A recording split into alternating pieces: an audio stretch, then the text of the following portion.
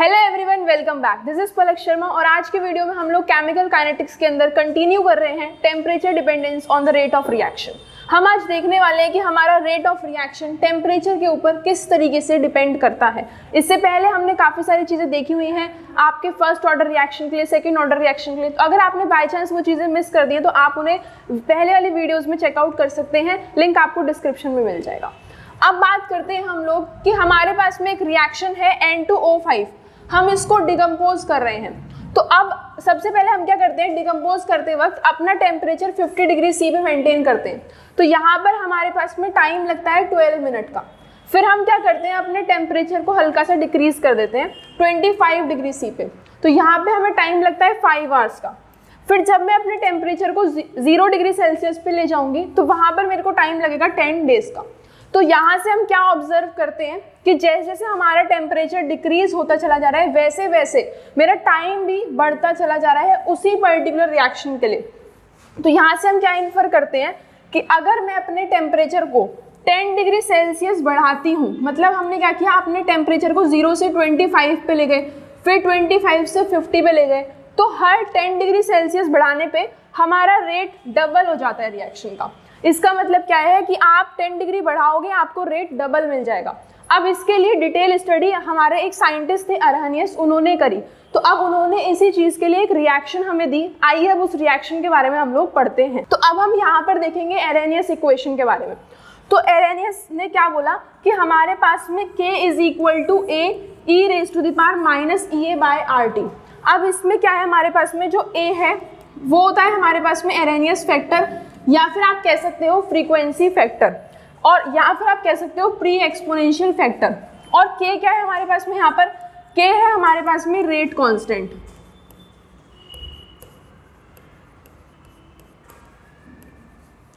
K है हमारे पास में रेट कांस्टेंट, A है आपका अरहनियस फैक्टर। इसके आपके काफ़ी सारे नाम होते हैं, अरहनियस फैक्टर हो गया, आपका फ्रीक्वेंसी फैक्टर हो गया, या आप कह सकते हो प्री एक्सपोनेंशियल फैक्टर। उसके बाद हमारे पास में EA क्या है, EA है एक्टिवेशन एनर्जी, जिसको आप लोग जूल्स पर मोल के अंदर लिखते हैं। तो यहाँ पर हम लोग मेंशन कर देंगे EA है हमारे पास में एक्टिवेशन एनर्जी। अभी हम लोग डिटेल में कॉन्सेप्ट समझेंगे एक्टिवेशन एनर्जी क्या होती है। यहाँ पर मैं आपको हल्का हल्का बताती हूँ। तो एक्टिवेशन एनर्जी क्या होती है कि जब भी आपके पास में रिएक्शन है तो रिएक्शन आपका रिएक्टेंट से प्रोडक्ट की तरफ जाएगा, तो उसके टाइम में आपको जितनी एक्टिवेशन एनर्जी देनी पड़ेगी उसको आप लोग बोलते हो एक्टिवेशन एनर्जी। जो आपको एनर्जी यहाँ से इनिशिएट करने के लिए अपने आप देनी पड़ेगी उसको आप लोग बोलते हो एक्टिवेशन एनर्जी। अगर आपको अभी एक्टिवेशन एनर्जी क्लियर नहीं हुआ तो कोई दिक्कत वाली बात नहीं है, आपको आगे वाली स्लाइड्स में एक्टिवेशन एनर्जी ही डिटेल में समझाया जाएगा। अभी हम ये समझ रहे हैं कि टेम्परेचर और रेट ऑफ रिएक्शन में किस तरीके से रिलेशन अरहनियस इक्वेशन से हम लोग देख रहे हैं। तो होगा क्या यहाँ पर कि हमारे पास में K है A e raise to the power minus EA by RT। अब R क्या है, यहाँ पर R है हमारा गैस कांस्टेंट, एंड T क्या है, T हमारा सिंपल टेम्परेचर। ठीक है, तो आप ध्यान से देखिएगा कि हमारे पास में ये है एक्सपोनेंशियल ग्राफ। तो अगर मैं एक्सपोनेंशियल ग्राफ ड्रॉ करती हूँ तो हमारे पास में कुछ इस तरीके से आएगा।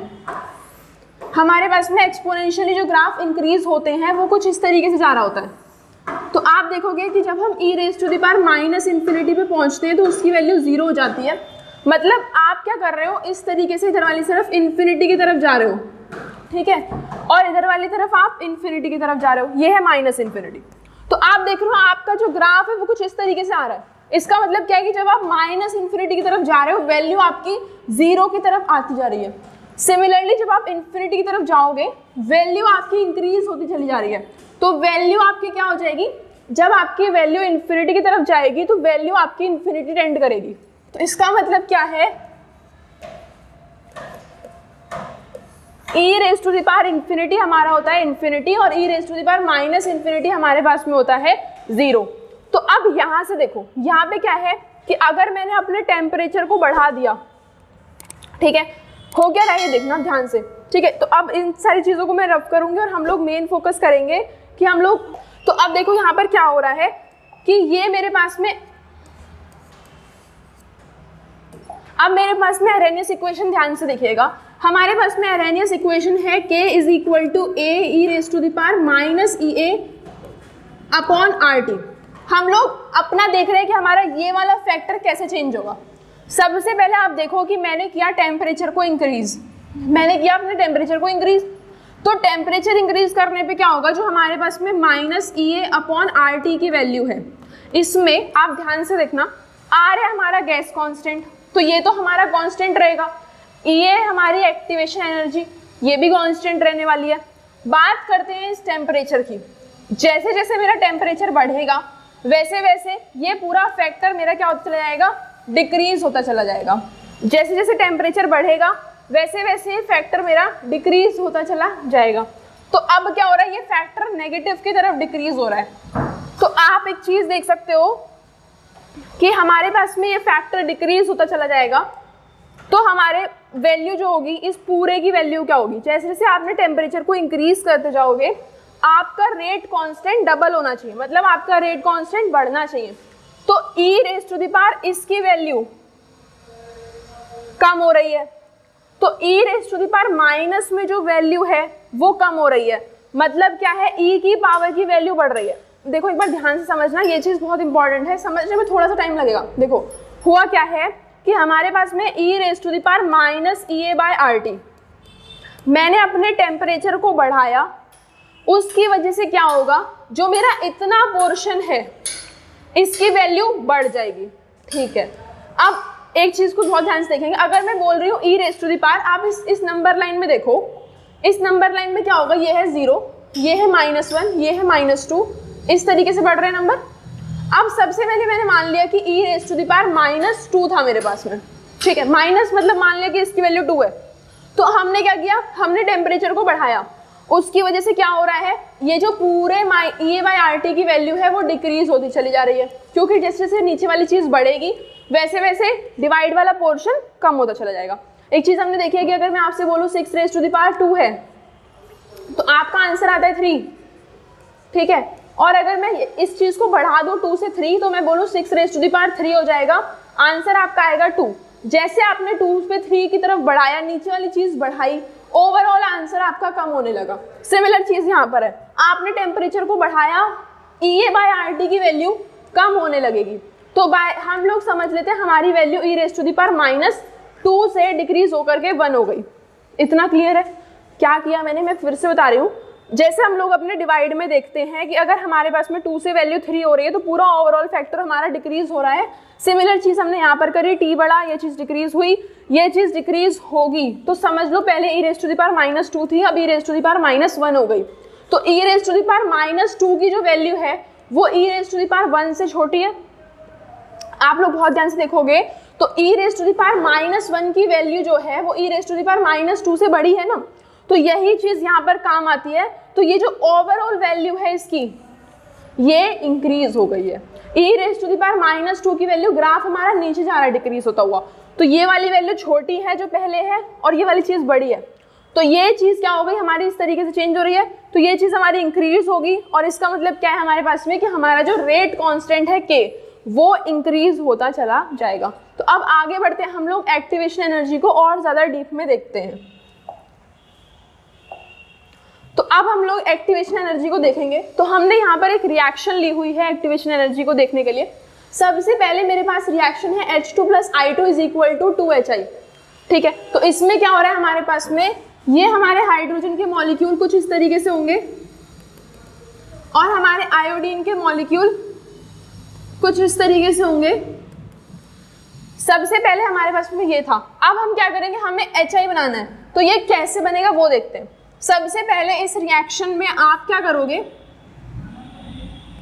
इस रिएक्शन में आप क्या करोगे, ये हैं हमारे रिएक्टेंट्स,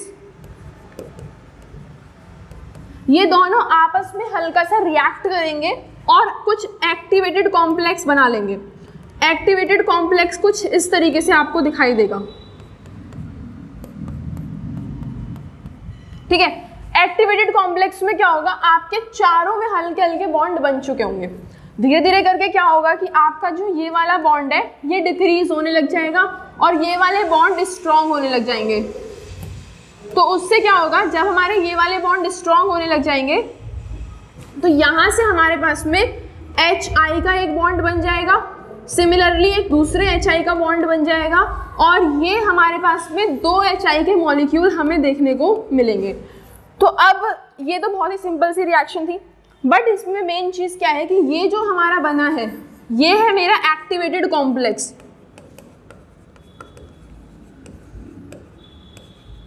या इसको आप दूसरे शब्दों में इंटरमीडिएट भी कह सकते हैं। और ये जो हमारे बस में निकल करके आ रहा है ये क्या चीज़ है, ये है आपका प्रोडक्ट। तो अब आपको जो एनर्जी रिएक्टेंट से एक्टिवेटेड कॉम्प्लेक्स बनाने में लगी उसको आप लोग बोलते हो एक्टिवेशन एनर्जी, EA। तो यही एनर्जी जो आपको देनी पड़ेगी एक रिएक्टेंट को एक्टिवेटेड कॉम्प्लेक्स बनाने के लिए, इसको आप लोग बोलोगे एक्टिवेशन एनर्जी। आई होप यहाँ तक आपको एक्टिवेशन एनर्जी और जो भी आपका एक रिएक्शन के अंदर कॉम्प्लेक्स बनता है वो सारी चीज़ें क्लियर हो गई होंगी। अब आगे मूव करते हैं, लोग समझते हैं एक्टिवेशन एनर्जी के कॉन्सेप्ट को थ्रू अ ग्राफ। तो अब ये जो ग्राफ है काफ़ी इंपॉर्टेंट ग्राफ है एंड काफ़ी बार आपसे एग्जामिनेशन में पूछ लिया जाता है। तो इसमें हम क्या कर रहे हैं कि हमारे पास में रिएक्शन थी, हम H2 का I2 के साथ मिला करके 2 टाइम्स HI मॉलिक्यूल बना रहे थे। तो ये चीज़ हमने देखी है कि हमारा हाइड्रोजन का मॉलिक्यूल कुछ इस तरीके से होगा और हमारा आयोडीन का मॉलिक्यूल कुछ इस तरीके से होगा। ये क्या करेंगे, आपस में इंटरमीडिएट बना लेंगे, तो हमारे पास में इंटरमीडिएट कुछ इस तरीके से बन जाएगा। तो धीरे धीरे क्या होगा कि आपके ये वाले बॉन्ड जो थे ये वीक होना स्टार्ट कर देंगे और ये वाले बॉन्ड आपके स्ट्रॉन्ग होना स्टार्ट कर देंगे। तो यहाँ से आपको 2 HI के मॉलिक्यूल देखने को मिलते थे। ये चीज़ अभी हमने पिछले वाले स्लाइड में समझी थी। अब हम इसी चीज़ को क्या करेंगे अपने ग्राफ के थ्रू समझते हैं। तो हमारे पास में इनिशियली ये तो थे रिएक्टेंट्स। इन रिएक्टेंट से हमने क्या किया, एक पहले एक्टिवेटेड कॉम्प्लेक्स बनाएंगे हम लोग यहाँ पर, और उसके बाद हमारे पास में रिएक्शन कंप्लीट होकर के 2 HI के मॉलिक्यूल्स बन जाएंगे। तो आपको जो यहाँ से रिएक्टेंट से एक्टिवेटेड कॉम्प्लेक्स तक जाने के लिए एनर्जी लगेगी उस चीज़ को आप लोग बोलते हो एक्टिवेशन एनर्जी। तो ये हमारे पास में जो EA है ये है हमारे पास में एक्टिवेशन एनर्जी।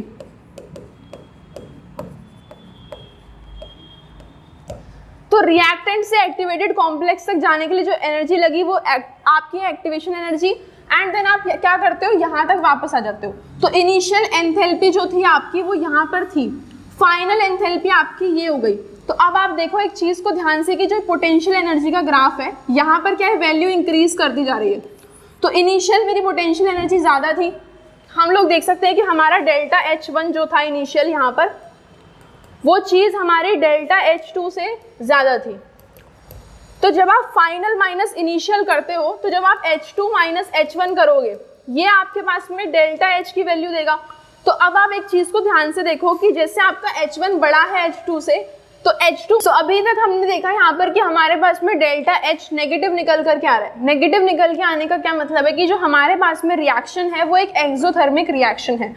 तो रिएक्शन एक्सोथर्मिक होगी या एंडोथर्मिक होगी, ये सारी चीज़ें हम लोग रिएक्शन कोऑर्डिनेट ग्राफ से देख लेते हैं। तो रिएक्शन कोऑर्डिनेट ग्राफ हमें क्या दिखाता है, ये हमें बताता है क्या एनर्जी चेंज हुई है जब आपका रिएक्टेंट से प्रोडक्ट में कन्वर्जन हुआ। तो profile of energy change when the reactant changes into product is shown by reaction coordinate graph, जो कि आप लोग पोटेंशियल एनर्जी के कॉरस्पॉन्डिंग बनाते हैं। तो अब हम लोग आगे बात करते हैं। आई होप आप लोगों को एक्टिवेशन एनर्जी का कॉन्सेप्ट क्लियर हो गया होगा। जो आपसे रिएक्टेंट से एक्टिवेटेड कॉम्प्लेक्स बनाने के लिए जो आपको एनर्जी रिक्वायर हुई है वो है आपकी एक्टिवेशन एनर्जी। अब हम लोग यहाँ पर क्या करेंगे, एक बहुत ही इंपॉर्टेंट डिस्कशन करेंगे।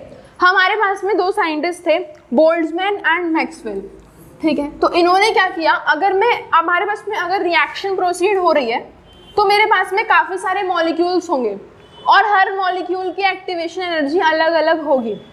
तो हमारे पास में क्योंकि बहुत सारे मॉलिक्यूल हैं और हर किसी की एक्टिवेशन एनर्जी अलग अलग है, तो ये पॉसिबल नहीं है कि आप लोग क्या करो एक एक्टिवेशन एनर्जी को डिटरमाइन कर लो। तो ये चीज़ क्या है, पॉसिबल ही नहीं है।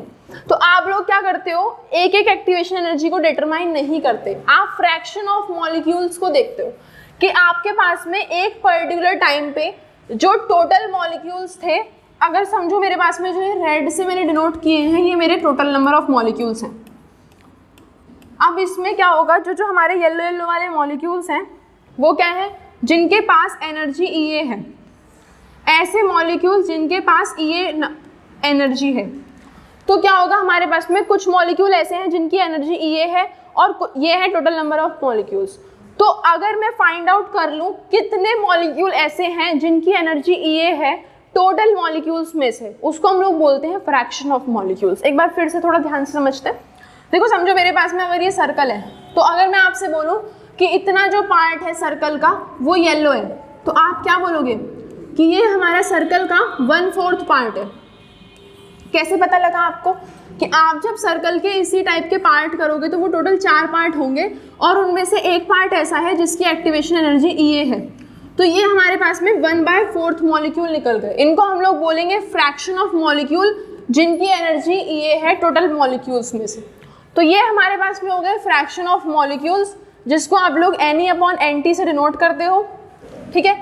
और यहाँ पर क्या है आपके पास में, ये है काइनेटिक एनर्जी, जिसको आप लोग काइनेटिक एनर्जी Ke से डिनोट करते हैं। अब आप इस ग्राफ को ध्यान से देखना, तो होगा क्या यहाँ पर कि आपके पास में काइनेटिक एनर्जी का जब आप ग्राफ बना रहे हो तो ग्राफ क्या शो कर रहा है, ग्राफ शो कर रहा है कि आपके कितने फ्रैक्शन ऑफ मॉलिक्यूल ऐसे हैं जिनकी काइनेटिक एनर्जी एक पर्टिकुलर Ke है। अगर मैं बात करूं इस वाली काइनेटिक एनर्जी के, तो आप बोलोगे इतने नंबर ऑफ मॉलिक्यूल्स मेरे ऐसे हैं जिनकी काइनेटिक एनर्जी ये है। तो मोस्ट प्रोबेबल काइनेटिक एनर्जी का क्या मतलब है, यहाँ पर ये जो पीक आ रहा है ग्राफ का वो ये है कि सबसे ज़्यादा मॉलिक्यूल्स की काइनेटिक एनर्जी ये वाला पॉइंट है। अगर मैं इस पॉइंट की वैल्यू बोल दूँ कि ये 5 है, तो इसका मतलब क्या है कि जितने मॉलिक्यूल प्रेजेंट हैं उनमें सबसे ज़्यादा एनर्जी 5 है, ठीक है। मतलब क्या है कि अगर मेरे पास में टोटल 10 मॉलिक्यूल प्रेजेंट है, तो मैंने मान लिया कि 2 मॉलिक्यूल की एनर्जी 1 है, 2 मॉलिक्यूल की एनर्जी 1 है, दूसरे 2 मॉलिक्यूल की एनर्जी 5 है, समझ लिया कि 4 मॉलिक्यूल्स की एनर्जी 5 है, तो हमारे पास में बाकी 2 मॉलिक्यूल की एनर्जी भी 1 है। तो मोस्ट प्रोबेबल काइनेटिक एनर्जी क्या मिलेगी कि सबसे ज़्यादा 5 एनर्जी है सबसे ज़्यादा मॉलिक्यूल्स की, ठीक है। तो मतलब क्या है कि जितने भी ज़्यादा जो काइनेटिक एनर्जी आपको देखने को मिलेगी वो होगी इतने सारे मॉलिक्यूल्स की एनर्जी आपको Ke देखने को मिलेगी, जिसको आप लोग मोस्ट प्रोबेबल काइनेटिक एनर्जी बोलते हैं। अब बात करते हैं नेक्स्ट हम लोग, ये ग्राफ आई होप क्लियर हो गया होगा, क्योंकि ग्राफ भी इंपॉर्टेंट है एंड काफ़ी बार आपसे पूछ लिया जाता है। हमने क्या किया है इस ग्राफ के अंदर कि हमने फ्रैक्शन ऑफ मॉलिक्यूल्स देखे हैं जिनकी काइनेटिक एनर्जी Ke है। कितने फ्रैक्शन ऑफ मॉलिक्यूल्स की काइनेटिक एनर्जी आपकी Ke है, ये चीज़ आप लोग इस ग्राफ में डिनोट कर रहे हैं। हम लोग एरेनियस के कॉन्सेप्ट को ग्राफिकल मेथड से समझते हैं। तो हमने अभी तक क्या देखा था कि हमारे पास में अगर मैं टेम्परेचर को 10 डिग्री सेल्सियस तक बढ़ा रही थी तो मेरा रेट ऑफ रिएक्शन डबल हो रहा था। तो इस चीज़ को अब हम लोग एक ग्राफिकल मेथड से समझेंगे। तो सबसे पहले ये आपके पास में फ्रैक्शन ऑफ मॉलिक्यूल्स और काइनेटिक एनर्जी का ग्राफ है, जो कि हमने अभी पिछली स्लाइड में समझा था। अब हम क्या कर रहे हैं, सबसे पहले मैंने ये ग्राफ T टेम्परेचर के ऊपर बनाया, तो आपके पास में ग्राफ का कर्व कुछ इस तरीके से जा रहा है। फिर मैंने क्या किया, अपने टेम्परेचर को 10 डिग्री सेल्सियस बढ़ा दिया, तो यहाँ से हमारे पास में टेम्परेचर जो इनिशियली T था अब वो चेंज होकर के T+10 डिग्री सेल्सियस हो गया है। तो अब इसमें क्या चेंजेस आएंगे वो हम लोग देखते हैं। तो अब आप देखो, ये जो मेरा व्हाइट वाला ग्राफ है वो T+10 पे है एंड ये जो मेरा येलो वाला ग्राफ है वो T डिग्री सेल्सियस पे। तो होता क्या है, अगर मैंने ये ग्रीन वाली लाइन मेरे को बता रही है कि ये मेरी एनर्जी ऑफ एक्टिवेशन है, मतलब कि हम जब रिएक्टेंट्स को इतनी एनर्जी प्रोवाइड कर देंगे तब ये हमारी रिएक्शन स्टार्ट होगी एंड ये प्रोडक्ट में चेंज होना स्टार्ट होंगे। अब अगर मैं बोल रही हूँ कि अगर हमारे पास में टेम्परेचर 10 डिग्री सेल्सियस बढ़ाने से जो हमारा रेट है वो डबल हो रहा है, तो इसका मतलब क्या है कि हमारे पास में जो जितने भी रिएक्टेंट हैं जिनकी एक्टिवेशन एनर्जी Ea है वो इंक्रीज होते जा रहे हैं। ये चीज़ हम ग्राफ से देखो ध्यान से देखेंगे। ये हमारे पास में ग्रीन वाली लाइन एक्टिवेशन एनर्जी की है। तो आप देखो, पहले जब मेरा टेम्परेचर T था तो इससे पहले वाले जो मॉलिक्यूल थे वो सिर्फ इतने थे, ये जो येलो के नीचे नीचे आएंगे सिर्फ ये वाले मॉलिक्यूल थे। कब? जब हमारा टेम्परेचर T था, तो सिर्फ थोड़े से मॉलिक्यूल थे हमारे पास में एक्टिवेशन एनर्जी Ea वाले टेम्परेचर T पे। अब मैंने टेम्परेचर को T+10 कर दिया, तो आपका ग्राफ कुछ इस तरीके से है और ये आपकी एक्टिवेशन एनर्जी है। तो टोटल नंबर ऑफ मॉलिक्यूल ये सारे हो गए। तो अब आप इस चीज़ को देख सकते हो कि ये मेरे येलो वाले तो पहले वाले थे और ये वाइट वाले बहुत ज़्यादा हैं। तो जब आपने टेम्परेचर को 10 डिग्री सेल्सियस बढ़ाया, रेट आपका डबल हो गया। ये चीज़ हम लोग यहाँ से इन्फर कर सकते हैं। अब दूसरी चीज़ क्या होगी यहाँ पर, अगर हम लोग एक और चीज़ देखें तो हमारा जो ग्राफ है वो यहाँ पे जब हमारा टेम्परेचर T+10 हुआ तो ग्राफ थोड़ा आगे की तरफ शिफ्ट हो रहा है। जब हमारा येलो वाला पोर्शन था तो येलो वाले पोर्शन पे ग्राफ हमारा यहाँ तक पे आ रहा था, बट T+10 पे पोर्शन में ग्राफ यहाँ तक आ रहा है। इसका मतलब क्या है कि जो हमारे टोटल नंबर ऑफ मॉलिक्यूल्स हैं वो कांस्टेंट रहेंगे, उनमें कोई भी चेंजेस हमें देखने को नहीं मिलेंगे। तो टोटल नंबर ऑफ मॉलिक्यूल हमारे कांस्टेंट रहते हैं। ये चीज़ भी हम लोग कैसे देख पाए, इस ग्राफ से हम लोग समझ सकते हैं। आइए अब हम लोग आगे बढ़ते हैं। आई होप हमारे पास में जो अरेनियस इक्वेशन है वो है k = a e⁻ हम क्या करते हैं, दोनों साइड लॉग ले लेते हैं। ये चीज़ मैंने आपको बताई थी कि हमारे पास में जब भी हम लॉग लेंगे बेस e के अंदर, तो या तो आप उसे लॉग e डिनोट कर सकते हैं या फिर आप उसे ln से डिनोट कर सकते हैं। तो यहाँ पर हम क्या कर रहे हैं, लॉग बेस e से डिनोट नहीं करेंगे, हम उसे ln से डिनोट कर रहे होंगे। तो सबसे पहले हम लोग यहाँ पर लिखेंगे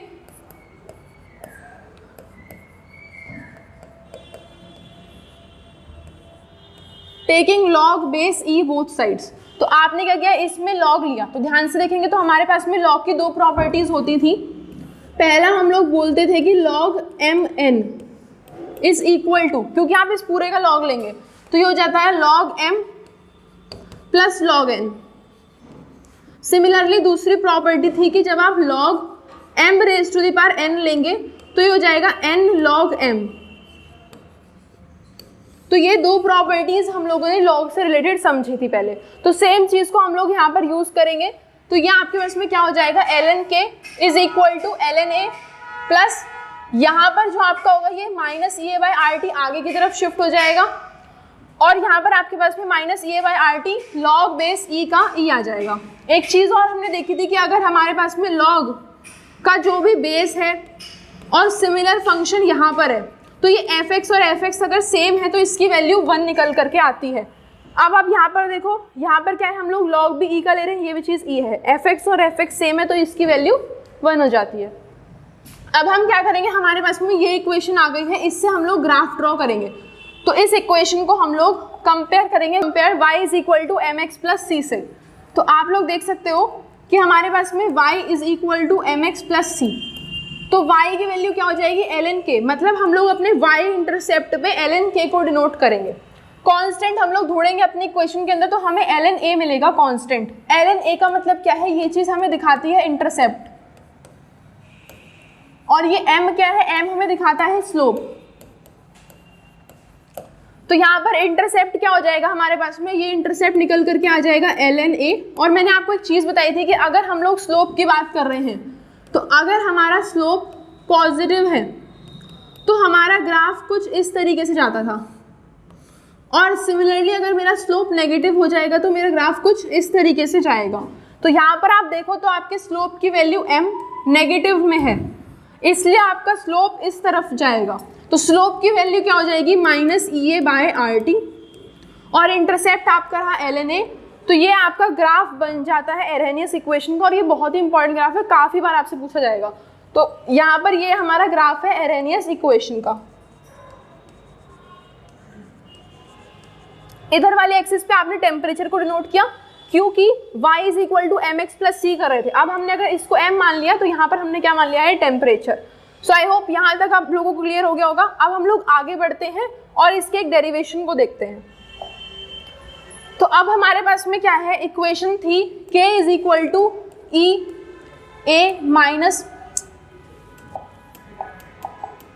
हमारे पास में इक्वेशन थी k = AE⁻⁻RT। हम क्या करेंगे, सबसे पहले मैं इसका ln लेती हूँ। हम इसको दो टाइम पे देखेंगे। सबसे पहले हम लोग इसको देखेंगे टेम्परेचर T1 पे, सबसे पहले हम लोग इसको टेम्परेचर T1 पे देखेंगे, देन हम इसको टेम्परेचर T2 पे देखेंगे। तो टेम्परेचर T1 पे हमने इसका ln लिया, सिमिलर चीज़ थी ln k = ln a plus ये चीज़ आपकी आगे आ जाएगी -EA/RT, ln a आपका 1 हो जाएगा। सिमिलर चीज़ आपने सेकंड इक्वेशन इसको बना ली। अब हम क्या करते हैं, फर्स्ट इक्वेशन इसको मान लेते हैं और इसको मान लेते हैं सेकंड इक्वेशन। हम क्या करेंगे, सेकंड में से फर्स्ट को माइनस करेंगे, तो हम लिखेंगे इक्वेशन 2 माइनस इक्वेशन 1। तो आप क्या लिखोगे, यहाँ पर हो जाएगा आपके पास में ln k1 ln k2 minus ln k1 is equal to, अब आप ध्यान से देखो ये जो ln a है और ये जो ln a है ये आपस में एक दूसरे को कैंसिल कर देंगे, ठीक है। अब क्या होगा हमारे पास में, यहाँ पर बच जाएगा माइनस EA/RT RT2 और यहाँ पर हो जाएगा माइनस, आपका ये साइन एज इट इज रहेगा माइनस EA/RT1, ठीक है। अब आप क्या करोगे, यहाँ से इसको लिख सकते हो माइनस EA/RT2 और माइनस माइनस आपका प्लस हो जाएगा, ये चीज़ हो जाएगी EA/RT1। अब आप क्या करोगे, थोड़ा सा इसको हम EA/RT को कॉमन ले लेंगे, तो आपके पास में इक्वेशन कुछ इस तरीके से बन गई 1/T1 माइनस 1/T2। इसको बस हल्का सा और सॉल्व करेंगे हम लोग, तो हमारे पास में देखो क्या आ जाएगा, EA/R तो कांस्टेंट रहेगा, यहाँ पर आपके पास में क्या आ जाएगा, T1 T2 का आप लोग एलसीएम लोगे और यहाँ पर क्या होगा, T2 माइनस T1 हो जाएगा। और हमारे right hand side left hand side पे क्या होगा, हम लोग वापस से वही प्रॉपर्टी लगाएंगे लॉग की, जो हमने आप लोगों को पहले बताई थी एक स्लाइड पहले। ये क्या थी कि हमारे पास में log m upon log n, जैसे आप यहाँ पर देख सकते हो log m minus log n है, तो इस चीज़ को हम लोग क्या लिखेंगे, log m minus log n को हम लोग लिखते हैं log m अपॉन n। और जब हमारे पास में log m into log n होगा तो इस चीज़ को हम लोग लिखेंगे log mn। तो अभी इस वाली प्रॉपर्टी का तो हमें यूज़ है नहीं, हमें सिर्फ और सिर्फ इसका यूज़ करना है। तो प्रॉपर्टी क्या कहती है, log m minus log n is equal to log m by n। तो यहाँ पर हम लोग क्या कर रहे हैं, इसको यूज़ कर रहे हैं, ये हो जाएगा ln k2 upon k1। Same चीज़ आपकी, इसमें कोई और चेंजेस नहीं आएंगे। तो आपका फाइनल आंसर क्या बन के आ जाएगा वो हम लोग यहाँ पर लिख लेते हैं। तो आपका फाइनल आंसर आ रहा है ln k2 upon k1 is equal to, यहाँ पर हो चुका है EA/R T2 minus T1 upon T1 T2। तो अब आप क्या करोगे, आप इसको या तो यहीं तक छोड़ सकते हो, आप लोगों से एग्जामिनेशन में डायरेक्ट क्वेश्चन में पूछा जाएगा। क्वेश्चन में आपको T1 T2 EA/R गिवन होते हैं, आपसे बोलेगा डायरेक्टली कि आप K2 फाइंड आउट कर दो या आपसे बोलेगा कि आप K1 फाइंड आउट कर दो। तो या तो आप इसे यहीं से यूज़ कर सकते हो या आप इसे log बेस 10 में यूज़ कर सकते हैं। तो ये चीज़ मैंने आपको पहले वाली वीडियोस में बहुत बार बताया है कि जब भी आपको log बेस e से log बेस 10 में चेंज करना है तो आप 2.303 का मल्टीप्लिकेशन करते हैं। तो अब हम क्या करेंगे, इसको चेंज करते हैं। तो हमारे पास में क्या होगा, आप इसमें 2.303 का मल्टीप्लिकेशन करेंगे तो ये हो जाएगा log बेस 10 में चेंज। बाकी सारी चीज़ें आपकी एज इट इज़ रहने वाली हैं। इज इक्वल टू, यहाँ पर क्या हो जाएगा, EA/R T2 minus T1 upon T1 T2। बाकी किसी चीज़ में कोई भी चेंज नहीं आएगा, बस आप क्या करोगे, ये जो टर्म है इसमें 2.303 से मल्टीप्लाई कर दोगे, ठीक है। आई होप यहाँ तक आप लोगों को चीज़ें क्लियर हो गई होंगी। इससे प्रीवियस वीडियोस में हमने काफ़ी सारी चीज़ों को समझा और आज हम कैटलिस्ट, प्रोबेबिलिटी फैक्टर और किस तरीके से हमारी रिएक्शन प्रोसीड करती है वो सारी चीज़ें आज हम देखने वाले हैं। सबसे पहले हम लोग यहाँ पर इफेक्ट ऑफ कैटलिस्ट को समझेंगे। तो हम क्या समझने वाले हैं, मेरे पास में रिएक्शन होती है तो हमारे रिएक्टेंट प्रोडक्ट में चेंज हो रहे होते हैं। तो होता क्या है, हर रिएक्शन का एक पर्टिकुलर रेट ऑफ रिएक्शन होता है जो कि एक कांस्टेंट होता है। अब हमने इसमें काफ़ी सारी चीज़ें देखी कि हम इस रेट ऑफ रिएक्शन को किस तरीके से इंक्रीज और डिक्रीज कर सकते हैं। तो अब अगर मुझे क्या करना है, अपने रेट ऑफ रिएक्शन को कुछ इस तरीके से चेंज करना है कि ना तो मेरे रिएक्टेंट पे फर्क आए ना ही मेरे प्रोडक्ट पे फर्क आए, तो इसके लिए हम क्या करेंगे, कैटलिस्ट को यूज़ करते हैं। कैटलिस्ट क्या करते हैं, हमारे रेट ऑफ रिएक्शन को इंक्रीज कर देते हैं विदाउट चेंजिंग द कॉन्सेंट्रेशन और orientation of our reactant and product. होता क्या है कि हमारे पास में जो कैटलिस्ट है वो आपके रिएक्टेंट से प्रोडक्ट में चेंज होने वाला जो रेट है इसको इंक्रीज कर देगा, बट आपके रिएक्टेंट और प्रोडक्ट में कोई भी चेंजेस नहीं आएंगे, ना उनके इक्विलिब्रियम कांस्टेंट में ना उनकी गिब्स एनर्जी में। अब हम लोग एक चीज़ को समझते हैं, वो है हमारा कैटलिस्ट वर्सेस इनहिबिटर। उससे पहले एक रिएक्शन को देख लेते हैं। तो देखो मेरे पास में रिएक्शन है जिसमें मैं 2KClO3 के मॉलिक्यूल को MnO2 कैटलिस्ट की हेल्प से 2KCl + 3O2 में चेंज कर रही हूँ। तो होगा क्या, जब मैं एक कैटलिस्ट यूज कर रही हूँ MnO2, तो उससे मेरा रेट ऑफ रिएक्शन इंक्रीज हो जाएगा। तो हमारे पास में वर्ड आता है कि जब मेरा रेट ऑफ रिएक्शन इंक्रीज होगा, सिर्फ तभी मैं बोलूँगी कि मेरा जो प्रोडक्ट है, जिस चीज़ को ऐड करने से रेट ऑफ रिएक्शन इंक्रीज हुआ है, तब हम उस चीज़ को बोलेंगे कैटलिस्ट। बट अगर बाय चांस किसी चीज़ को ऐड करने से हमारा रेट ऑफ रिएक्शन डिक्रीज हो जाता है, तो उस चीज़ को हम लोग बोलते हैं इनहिबिटर। तो यहाँ पर हम लोग लिखेंगे कि अगर किसी चीज़ को ऐड करने से हमारा रेट ऑफ रिएक्शन डिक्रीज हो जाएगा, तो हम उस चीज़ को क्या बोलेंगे, इनहिबिटर बोलेंगे। और अगर हमारा रेट ऑफ रिएक्शन इंक्रीज होता है तो हम उस चीज़ को कैटलिस्ट बोलते हैं। आइए अब हम लोग आगे बात करते हैं। अब हम देखेंगे कि जब हमने किसी भी रिएक्शन के अंदर रिएक्टेंट से प्रोडक्ट बनने वाले फेज के अंदर कैटलिस्ट ऐड किया, जब हमने किसी भी रिएक्शन के अंदर कैटलिस्ट ऐड किया, तो हमारे पास में जो कैटलिस्ट है वो गिब्स एनर्जी को बिल्कुल भी चेंज नहीं करेगा। इसका क्या मतलब है कि जब मेरे पास में रिएक्शन हो रही होती थी, तो अगर हमारे पास में गिब्स एनर्जी नेगेटिव होती है, तो इसका मतलब है रिएक्शन अपने आप प्रोसीड कर जाएगी। रिएक्शन एक स्पॉन्टेनियस रिएक्शन है। बट अगर डेल्टा जी मेरा पॉजिटिव हो जाता है, तो इसका मतलब क्या है, रिएक्शन नॉन स्पॉन्टेनियस रिएक्शन होती थी। स्पॉन्टेनियस और नॉन स्पॉन्टेनियस रिएक्शंस का क्या मतलब है, तो स्पॉन्टेनियस रिएक्शंस क्या होती है हमारी, जो रिएक्शन अपने आप प्रोसीड कर जाए, जिसमें आपको एक्टिवेशन एनर्जी देने की नीड ना हो, तो ऐसे रिएक्शन को हम लोग बोलते हैं स्पॉन्टेनियस रिएक्शन। तो जिनके delta G Gibbs energy negative होती है वो हमारी होती है स्पॉन्टेनियस रिएक्शंस, जिनकी डेल्टा जी पॉजिटिव होती है वो होती है हमारी नॉन स्पॉन्टेनियस रिएक्शंस। तो अगर आपने किसी भी रिएक्शन के अंदर कैटलिस्ट को ऐड किया, तो अगर रिएक्शन स्पॉन्टेनियस पहले से थी तो रिएक्शन स्पॉन्टेनियस ही रहेगी, और अगर रिएक्शन नॉन स्पॉन्टेनियस थी तो रिएक्शन नॉन स्पॉन्टेनियस ही रहेगी। उसकी गिब्स एनर्जी में कोई भी चेंजेस नहीं आएंगे। सिमिलर आपका केस है इक्विलिब्रियम कांस्टेंट के साथ में। जो आपका कैटलिस्ट है, ना तो वो गिब्स एनर्जी को चेंज करेगा और ना वो आपके इक्विलिब्रियम कांस्टेंट को चेंज करता है। अब आगे बढ़ते हैं। नेक्स्ट हम लोग देखते हैं ग्राफ की हेल्प से कैटलिस्ट से हमारे क्या क्या चेंजेस आए। तो सबसे पहले मैंने एक ग्राफ बनाया जिसमें हमने y एक्सिस में पोटेंशियल एनर्जी को लिया है एंड हमने x एक्सिस में रिएक्शन कोऑर्डिनेट को लिया है। अब हम क्या कर रहे हैं, सबसे पहले जो मेरा ये वाला ग्राफ है वाइट वाला, ये है मेरा इफेक्ट विदाउट कैटलिस्ट। अभी तक मैंने अपनी रिएक्शन के अंदर कैटलिस्ट को ऐड नहीं किया, तो ये है मेरा विदाउट कैटलिस्ट का ग्राफ। ठीक है, ये जो चीज़ है ये है हमारी रिएक्टेंट। इसको हम लोग नेक्स्ट कलर से लिख लेंगे जिससे हमारे ये, क्योंकि जो हमारा रिएक्टेंट है वो कॉमन है। ये है हमारा रिएक्टेंट और ये है हमारा प्रोडक्ट। ठीक है, तो ये रिएक्टेंट है, ये प्रोडक्ट है, ये हमारी है जब हमारे पास में कैटलिस्ट नहीं था। तो अब सबसे पहले हम लोग केस देखते हैं जब हमारे पास में कैटलिस्ट नहीं है। तो इस टाइम पे क्या हो रहा है, ये चीज़ जो मेरी रिएक्टेंट से यहाँ तक पहुँचने के लिए मैंने एनर्जी दी, ये है मेरी एक्टिवेशन एनर्जी।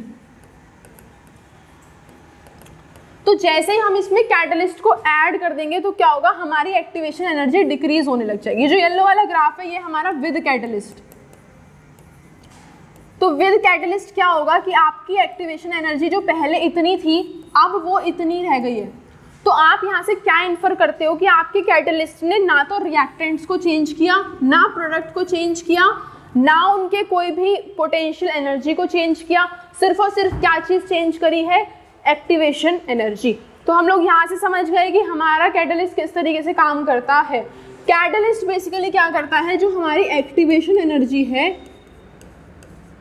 जैसे हमने कैटलिस्ट किसी रिएक्शन के अंदर डाला तो हमारी एक्टिवेशन एनर्जी को कैटलिस्ट डिक्रीज कर देता है। बस उससे क्या होता है, उससे आपकी रिएक्शन थोड़ा फास्ट प्रोसीड करना स्टार्ट कर देती है एंड देन आपके बाकी सारी चीज़ें एज इट इज़ रहती हैं। आई होप ये चीज़ आप लोगों को क्लियर हो गई होगी। सिमिलर हम यहाँ से देख सकते हैं कि इनहिबिटर क्या करता होगा। इनहिबिटर क्या करता है, रेट ऑफ रिएक्शन को कम करता है, तो मतलब एक्टिवेशन एनर्जी को बढ़ा देता होगा। कंफ्यूज ना हो जाना, देखो इनहिबिटर क्या करता है, इनहिबिटर आपकी एक्टिवेशन एनर्जी को बढ़ा देता है, कैटलिस्ट आपकी एक्टिवेशन एनर्जी को डिक्रीज कर देता है, आपकी नहीं बेसिकली रेट ऑफ रिएक्शन की। अब हम लोग यहाँ पर बात करते हैं collision theory of chemical reaction. ये बहुत ही इंपॉर्टेंट थ्योरी है, कभी कभार आप लोगों से पूछ ली जाएगी। Collision theory of chemical reaction क्या कहती है कि जो भी मैं रिएक्शन पढ़ रही हूँ कि मेरा A + B = C हुआ, तो ये जो मैं रिएक्शन पढ़ रही हूँ इसमें क्या है हमारे पास में कि A एक स्फीयर था, A क्या है बेसिकली हमारे पास में एक स्फीयर है, B एक स्फीयर है, दोनों आपस में कोलाइड करेंगे तो इनके बीच में बॉन्ड बनेगा एंड हमारी रिएक्शन प्रोसीड होगी। ये कौन कहता है? ये कहती है हमारी कॉलिजन थ्योरी। इसका मतलब क्या है? कॉलिजन थ्योरी कहती है कि हमारे पास में जो A है वो भी एक स्फीयर है और जो मेरे पास में B है वो भी एक स्फीयर है, दोनों स्फीयर के अंदर आपका कॉलिजन होगा, देन आपकी रिएक्शन प्रोसीड होकर के आगे आपको प्रोडक्ट बनता हुआ दिख जाएगा। आई होप ये चीज़ क्लियर हुई होगी। आगे बढ़ते हैं।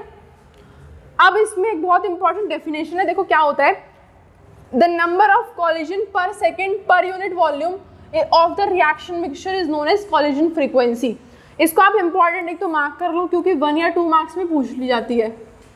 तो कॉलिजन फ्रीक्वेंसी क्या होती है हमारे पास में, कितने number of collision per second per unit volume आपको देखने को मिले। हुआ क्या, देखो ध्यान से देखेंगे, हमारे पास में ये रिएक्शन मिक्सचर है, इसके अंदर A के कुछ मॉलिक्यूल हैं और कुछ मॉलिक्यूल B के भी हैं। तो आपने क्या किया, इसमें से 1 यूनिट वॉल्यूम अमाउंट ले लिया, ठीक है, ये मैंने एक 1 यूनिट वॉल्यूम अमाउंट ले लिया, ठीक है, और अपने टाइम में हमने टाइम इंक्रीज किया, हमने टाइम 1 सेकेंड तक नोट किया। मैंने 1 यूनिट वॉल्यूम अमाउंट लिया, उसके अंदर मेरे रिएक्शन मिक्सचर दोनों थे, मैंने टाइम 1 सेकेंड में चेंज किया और हम देखेंगे कि कितने कॉलिजन हमारे इतने टाइम में परफॉर्म हो गए। 1 सेकेंड के अंदर 1 यूनिट वॉल्यूम में हमारे कितने कॉलिजन परफॉर्म हो गए, इस चीज़ को हम लोग बोलते हैं कॉलिजन फ्रीक्वेंसी और इसको हम लोग डिनोट करते हैं Z से। आई होप कॉलिजन फ्रीक्वेंसी का जो कॉन्सेप्ट है वो आप लोगों को अच्छे से क्लियर हो गया। मैं फिर से बताऊंगी क्या हुआ हमारे पास में रिएक्शन मिक्सचर था, हमने 1 यूनिट वॉल्यूम लिया। 1 यूनिट वॉल्यूम का मतलब क्या है, या तो आप 1 मीटर क्यूब ले लो, ठीक है, आपने 1 यूनिट वॉल्यूम लिया, इसके अंदर आपके रिएक्शंस हैं, रिएक्टेंट्स क्या करेंगे, दोनों आपस में कोलाइड कर रहे होंगे, तो 1 सेकेंड के अंदर जितने भी कॉलिजन हो जाएंगे उसको हम लोग बोलेंगे कॉलिजन फ्रीक्वेंसी और उसको हम लोग डिनोट करेंगे Z से। आगे बढ़ते हैं। अब देखो यहाँ पर क्या है, हमारे पास में A plus B product form कर रहे हैं, ठीक है, A प्लस B हमारे पास में प्रोडक्ट फॉर्म कर रहे हैं।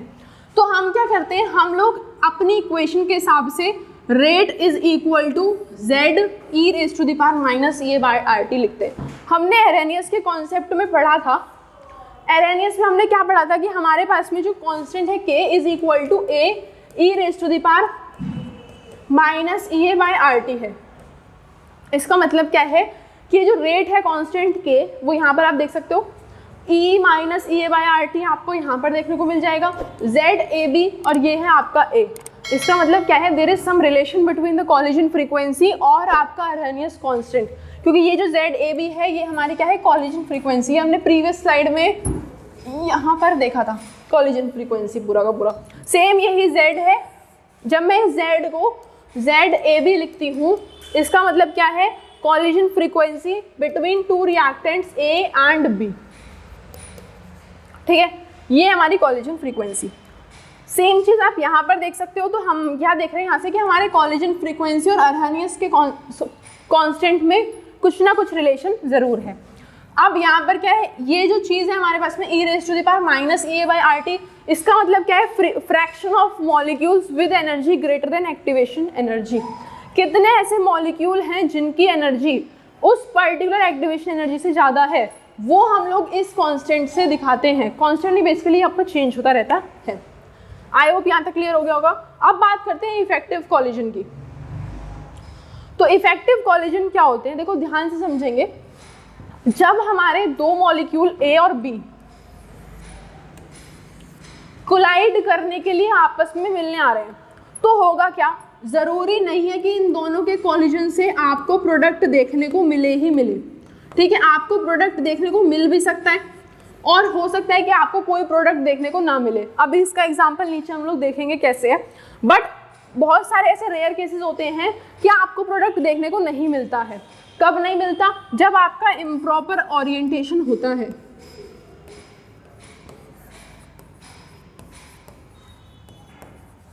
तो जब भी आपके 2 मॉलिक्यूल कोलाइड करने आएंगे तो जब अगर उनका इम्प्रॉपर ओरिएंटेशन होगा तो आपको कोई भी प्रोडक्ट देखने को नहीं मिलेगा। इस चीज़ को हम लोग बोलते हैं कि इफेक्टिव कॉलिजन कितने हैं, जिनकी प्रॉपर ओरिएंटेशन है, जिनके पास एक्टिवेशन एनर्जी प्रॉपर है, वही मॉलिक्यूल कोलाइड करके इफेक्टिव कॉलिजन हमारे देते हैं। आई होप ये चीज़ क्लियर हुई होगी। मैं लिख देती हूँ यहाँ पर आप लोगों के। तो ऐसे मॉलिक्यूल जिनकी ओरिएंटेशन प्रॉपर है,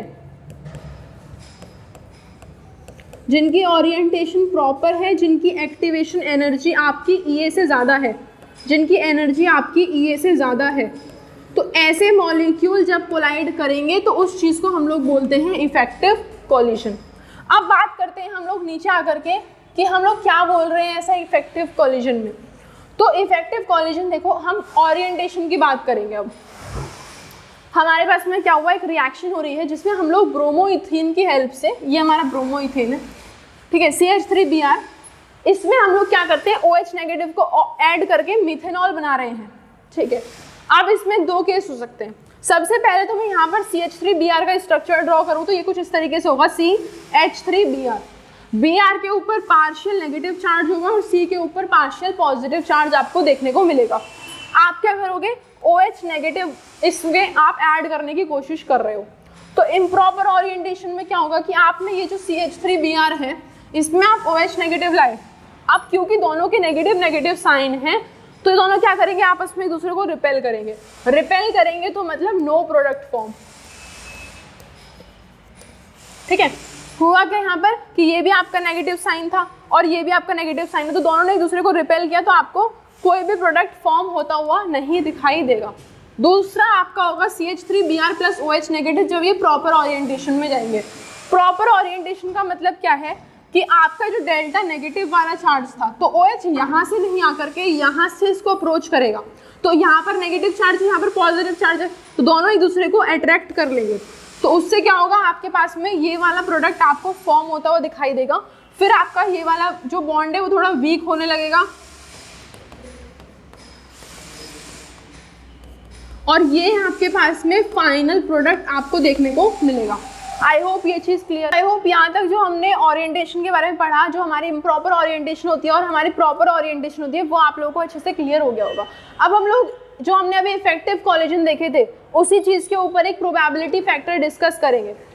तो इफेक्टिव कॉलिजन में आपसे मैंने क्या कहा था कि ऐसे मॉलिक्यूल जिनकी ओरिएंटेशन सेम हो एंड जिनकी एक्टिवेशन एनर्जी से ज़्यादा एनर्जी हो, वो हमारे इफेक्टिव कॉलिजन करते हैं।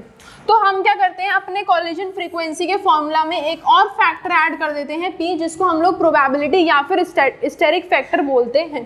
तो ये क्या कर रहा है, प्रोबेबिलिटी फैक्टर हमको बता रहा है कि कितने इफेक्टिव कॉलिजन हमारे परफॉर्म होंगे। तो हम लोग देखते हैं कि हमारी क्या डिसएडवांटेजेस हैं प्रोबेबिलिटी स्टेरिक फैक्टर की।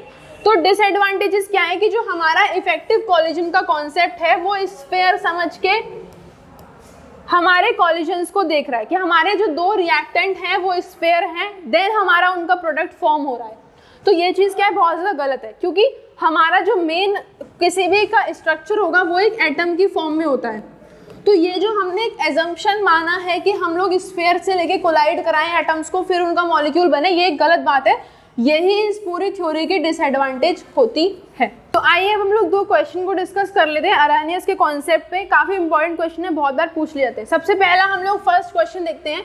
इसके अंदर आपको टेम्परेचर T1 गिवन है, उस पर आपको रेट कांस्टेंट गिवन है 0.02 सेकेंड इनवर्स। देन आपको टेम्परेचर T2 गिवन है, इस पर आपको रेट कांस्टेंट गिवन है 0.07 सेकेंड इनवर्स। आपसे क्वेश्चन में बोला है कि आप एक्टिवेशन एनर्जी फाइंड आउट करिए एंड आप लोग बताइए रेट आपका ए अरेनियस फैक्टर कितना होने वाला है। तो सबसे पहले आप ध्यान से देखो, तो हमने अभी जस्ट पहले एक फॉर्मूला पढ़ा, log K2/K1 is equal to EA/2.303 RT T2 minus T1 upon T1 T2। आप डायरेक्ट यहाँ पर आपको T1 गिवन है, T2 गिवन है, K1 गिवन है और K2 गिवन है, इतना काम आपका हो गया। एक्टिवेशन एनर्जी आपकी कांस्टेंट रहती है, R आपका कांस्टेंट रहता है, आपको टेम्परेचर T दिया हुआ है, आपको EA फाइंड आउट करना है। तो आप डायरेक्टली इस फॉर्मूले के अंदर वैल्यूज को पुट करेंगे एंड आपके पास में EA एक्टिवेशन एनर्जी निकल करके आ जाएगी। अब हम लोग बात करते हैं जो सेकंड चीज आपसे बोली है A फाइंड आउट करने के लिए। तो A के लिए हमने एक फॉर्मूला पढ़ा है is equal to A e⁻⁻⁻ direct करेंगे और आपके पास में K की वैल्यू निकल करके आ जाएगी। आई होप आज की वीडियो में जो हमने समझा वो आप लोगों को अच्छे से क्लियर हुआ होगा। अगर आपको किसी भी क्वेश्चन में थोड़ा सा भी डाउट हो तो आप हमें कमेंट सेक्शन में बता सकते हैं। Till then thank you so much for watching lecture till the end. Till then take care, bye bye, I will meet in the next video, bye.